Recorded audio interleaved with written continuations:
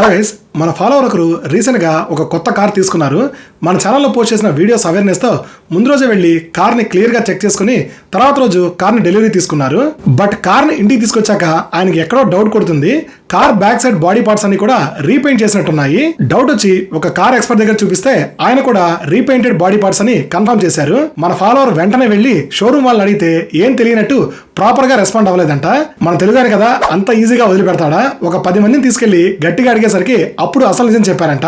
Damage జరిగిన వేరే car back side body parts అన్ని రీపెయింట్ చేసి ఈ కొత్త కార్ కి వేశారు. సో ఫైనల్ గా మన ఫాలోవర్ కార్ బాడీ పార్ట్స్ అన్ని కొత్త వాటితో రీప్లేస్ చేయించారు. ఇదంతా కూడా బెంగళూరులోని ఒక కియా కార్ షోరూమ్ లో జరిగింది. అండ్ ఆ కార్ వచ్చేసరికి కియా క్యారెన్స్. ఇంత జరిగా కూడా ఆ షోరూమ్ వాళ్ళు సేమ్ డ్యామేజ్డ్ బాడీ పార్ట్స్ ని వేరే కొత్త కార్ కి వేసి అమ్మేశారంట.